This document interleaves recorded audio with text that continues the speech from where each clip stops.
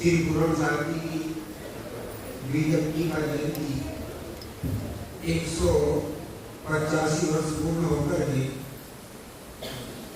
186 वर्ष लग रहा है। इस बीजक जयंती के उपलक्ष्य में हम सब मंदिर में बैठे हुए हैं।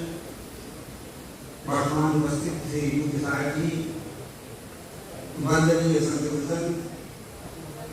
परमार्थ साधना में लगी साथी बहने, धर्म परमार्थ के भी सज्जनों, माता,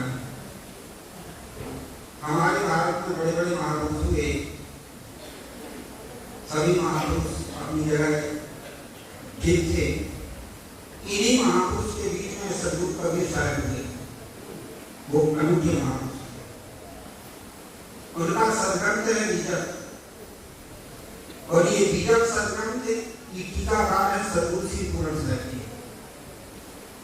सद्गुरु श्री कबीर साहब के बीजक बनाने के बाद में 317 वर्ष तक बीजक मूल रूप में रहा है, उसकी कोई टीका नहीं हुई।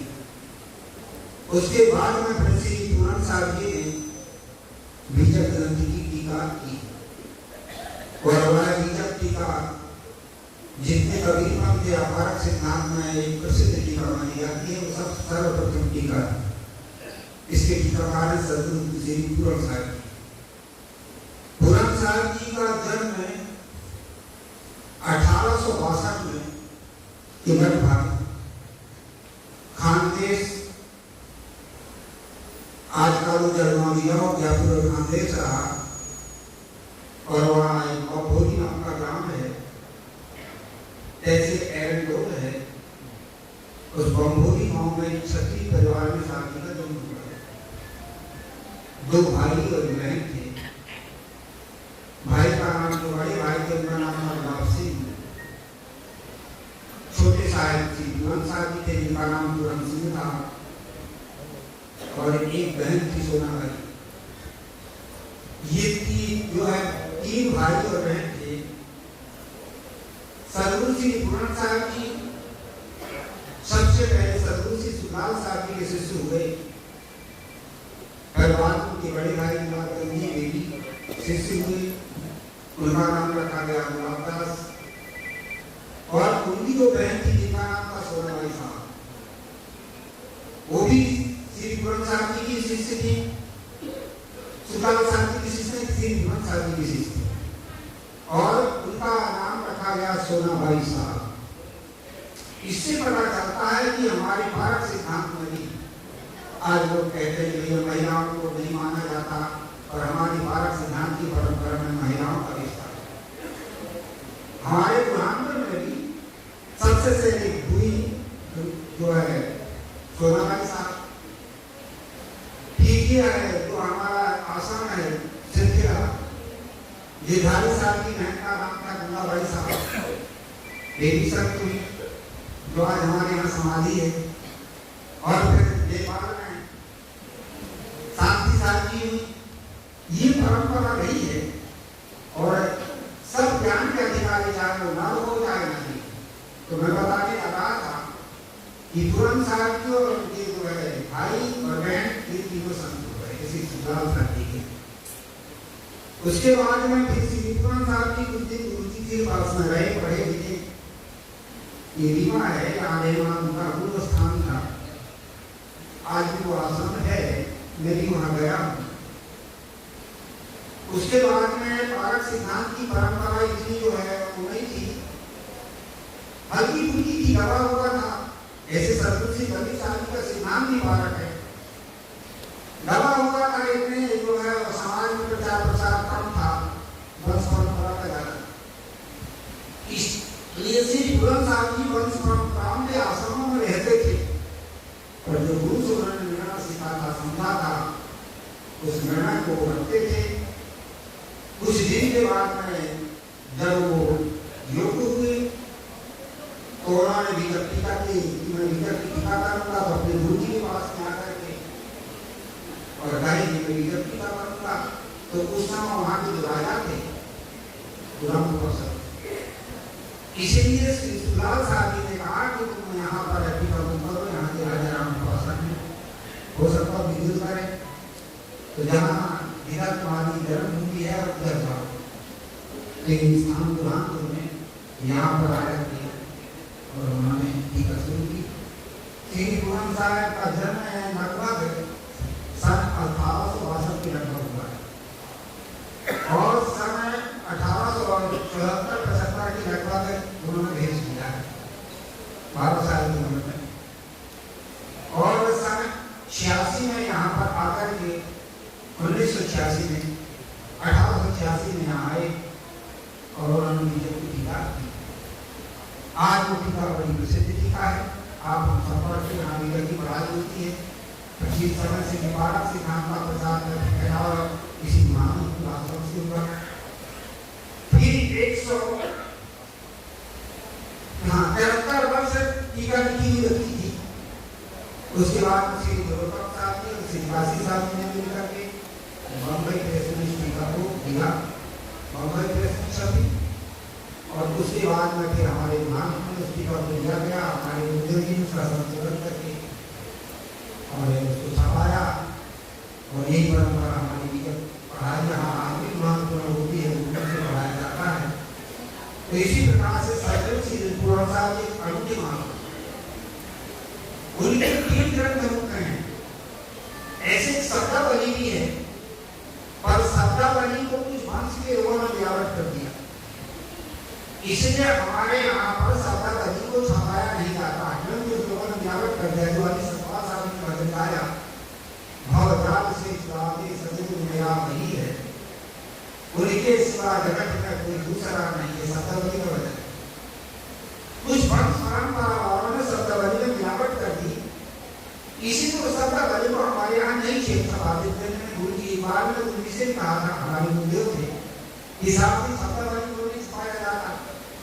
क्या इसलिए नहीं छपाया जाता है कि उसमें मिलावट भी है, और साहित्य तो बहुत सारे पद हैं, इसलिए शब्दावली को छपाया नहीं जाता। पद के पद तो कहीं कहीं हैं, जैसा भी लोग कहते हैं। तो शब्दावली श्री बुलंद साहब जी की थी, पर लोगों ने उसमें मिलावट कर दिया और भूल दी आदमी। सबसे पहले आप सतर्क। दूसरे नंबर में थे निर्णय साहब, और तीसरे नंबर में विजय टीका। निर्णय साहब विजय टीका के लिखते लिखते बीच में ही सतगुरु श्री पूर्ण साहब ने निर्णय साहब लिखा। लोगों से कहा सुना जाता, हमारे गुरुदेव जी ने लिखा है कि पुराने समय में ये था कि बहुत मानवादी लोग आते थे और साथ करते थे, और साथ करके हराते थे और उनको अपने मत में मिलाते। तो लोगों में मान्यता हुई कवि पद में कोई विद्वान नहीं, जब कवि पद जी के पास है। तो उस समय वेदांती लोग पद में आए, वो कहाँ आए, सबसे कूद मारे, क्योंकि वो भक्त का आश्रम था, वो बड़ा आश्रम माना जाता था। और कुछ दिन पूरन साहब जी वहां पर रहे। तो वहां पर जब आए तो कहेंगे नहीं, आप हमसे साथ करो। अब कोई साथ करने वाला तो था ही नहीं। लोगों ने कहा वो पूरन दास है, साथ कर देना, परंतु तो गुरु स्थान चला गया। तो शायद फिर वो लोग यहाँ पर आए और श्री पूरन साहब जी से सत्संग हुआ। वेदांत को मानते थे, वेदांत की चर्चा करते थे, श्री पूरन साहब जी वेदांत को मानते थे। उन्होंने कहा कि तुम वेदांत जानते नहीं हो, श्री पूरन साहब जी ने कहा कि जानता हूँ या नहीं जानते कि आपका समय लीजिए, और उन्होंने एक हाथ पे लेना समझा और उनके हाथ में पकड़ा। अब देखिए मैं निकाल कर लोगों ने कहा है, कभी कभी मैं इस बात को समाज में बोला करता हूँ कि जितने भी संप्रदायवादी हैं सबकी रक्षा सदगुरु कबीर ने की, और कबीर पंथ में पारक सिद्धांत की रक्षा सदगुरु की पूरा साझा। इसी प्रकार से सदगुरु श्री अवतार एक ऐसे महापुरुष थे, अनूठे महापुरुष थे जो हमारे पारक सिद्धांत का प्रचार करता है। और इन्हीं महापुरुष के पहले और भी कितने लोग कहा करते हैं कि ये पूरन साहब ने जो है और वंश से छोड़ करके पारक सिद्धांत मिलाना पड़ा। पारक सिद्धांत सदगुरु कबीर का है। कैसे? पूरन साहब से पहले भी और श्री गुरुदयाल साहब जी, उनकी कबीर परिचय साखी देखिए आप, पारक सिद्धांत से बनी। और उन्हीं के शिष्य श्री राम रहत साहब जी हुए, उनकी पंचग्रंथि देखिए आप, पारक सिद्धांत से भरी है। इससे पता चलता है कि पारक सिद्धांत सदगुरु कबीर साहब का है। और ये कबीर साहब के निर्णय को ही सदगुरु श्री पूरन साहब जी ने आगे बढ़ाया है। बड़ी सुंदर देखिए आप, जब हम पाठ करते हैं, बंदो चरण सरोज जिन यह बीजक निर्मयो, परख दिखायो खोज ते गुरु सम दूजा नहीं। ये पूरे सोठा में आप हम सब पाठ करते हैं, परंतु इसमें पूरा पारक सिद्धांत का निचोड़ सदगुरु साहब जी ने कर दिया। क्या कहा? बंदों चरण सरोज में उनके चरण कमलों की वंदना करता हूँ, जिन्होंने इस बीजक ग्रंथ का निर्माण किया। प्रश्न होता कि क्यों करते हो, वंदना क्यों की जाती है? वंदना इसलिए की जाती है कि जिसके पास कुछ विशेषता हो जिसकी वंदना होती है। तो क्या विशेषता थी सदगुरु कबीर में, कबीर साहब में? तो दूसरे संस्था में क्या कहते? परख दिखायो खोज, सत्य की खोज सदगुरु कबीर ने। सभी ने सत्य तो कहा पर व्यापक माना, अंश-अंशी भाव माना चेतन को, तो सत्यनाट है। दूसरी विशेषता है परख दिखायो खोज तेगु समझूजा नहीं, निर्णय दीन कृपाल परख प्रकाश स्त्री पर। दूसरा है जल और चेतन का निर्णय। तीसरा है परख प्रकाश स्त्री पर चेतन पद में ठहराओ। अन्य लोगों ने कहा कि जो मुक्त होकर कोई स्वर्ग में जाएगा, में जाएगा, कोई कहते हैं कि जो और वैकुंठ में जाएगा। सदगुरु श्री पूरन साहब जी ने सीधा बताया सदगुरु कबीर का निर्णय क्या है? परख प्रकाश स्थिर पद और चौथी विशेषता क्या है? परखायो सब जात, हानि और वाणी जात की परख है सदगुरु। ये चार विशेषताएं सदगुरु कबीर साहब की श्री पूरन साहब। शांति से निकल जाओ भाई, जो निकल रहे हैं शोरगुल मत मचाओ। इसलिए सदगुरु श्री पूरन साहब जी ऐसे महापुरुष थे कि सदगुरु श्री कबीर साहब के सिद्धांत को पूरा स्पष्ट करके लोगों के सामने रखा। तो दूसरे सोचता में क्या है सदगुरु श्री और कबीर साहब की विशेषता, और तीसरे सोचता में क्या बताया? दया क्षमा सत्सो संगीत विचार, एक अनेक कुधोक पर खायो परख। चौथे सोचता में क्या है? अपने गुरु की वंदना, असरम सरम उदार सुख साहिब कहूदी का विस्तार तब तो पारखते कृपा दीदी। और चौथे सोचते में संत समाज की वंदना, बंदो संत समाज। अब उनसे संत समाज ये निर्णय गुरु परख के जो पारक ज्ञान के मिलने वाले बारकी संत है, उनकी कपड़ कपड़ की नहीं, दृढ़ में हृदय विराज सदा सुखी लाया। हे गुरुदेव, मेरे हृदय में आपका जो बोध है दृढ़ हो जाए, जिससे मैं सदा के लिए जीवन में इसको सकता हूँ। ये सदगुरु कबीर साहब, सदगुरु श्री पूरन साहब ने कबीर साहब के पूरे निर्णय को सामने रख दिया। इसलिए पारक सिद्धांत का अधिक प्रचार और प्रसार करने वाले सदगुरु श्री पूरन साहब, और वो इसी स्थान बुरहानपुर में बीजक टीका की पहले जब आए तो हमारे गुरुदेव जी ने तो लिखा है कि यहाँ पहले एक टीला था, ये टीला माना जाता कोट के टीला, और यहाँ पर सदगुरु श्री पूरन साहब जी आए। और उस समय कुछ संत थे, 2 संत और रहते थे, कहीं कहीं लोगों के द्वारा सुना जाता पर स्पष्ट नहीं। मैंने एक दिन गुरुदेव जी से प्रश्न किया था कि साहब गुफा देखने के लिए जाते हैं, लोग कहते थे कि साहब जी वहाँ गुफा में पहले आए, ऐसे लोगों से सुना जाता है। तो साहब जी कह हमने भी ऐसे ही सुना है, हो सकता हो आए हों पहले। फिर उसके बाद में जो है यहाँ पर आप कहीं कहीं तो ऐसे बताया जाता है कि यहाँ की राजा की लड़की को नदी में स्नान करने के लिए घूमने के लिए रही होगी, तो कागज पड़ा था। किसी ने पूछा ये कागज किसका है, बड़ी बेटी बड़ा निशान महात्मा जी जहाँ रहे साहब से कहा कि साहब यहाँ मत रहिए और शहर के किनारे रहेगी, ऐसा भी हम सुने। तो यहाँ पर साहब जी आए तो 2 संत और थे, क्या इन संत को भी रख लो? तो फिर उन संत को भी लाए जो आज भी है इधर बड़ाही मंदिर है। ऐसा हम पुराने संतों से सुनते थे, और जो भी हो पर बीजक लिखिका लिखा था। उस समय एक झाड़ था, कोई कहते नीम का झाड़ था, और नीम का झाड़ तो और आखिर तक रहा हो सकता, वो इतनी शादी के समय रहा हो, तो नीम का झाड़ था। कुछ नहीं था, उसके नीचे शादी रहे। फिर यहाँ के प्रमुख भक्त थे विरोचन, जिसको कानून स्टेट से एक घंटा हमेशा पहले चढ़ाते थे उनकी आ रही थी। वो सदगुरु श्री विद्वान शास्त्री के प्रमुख शिष्य थे।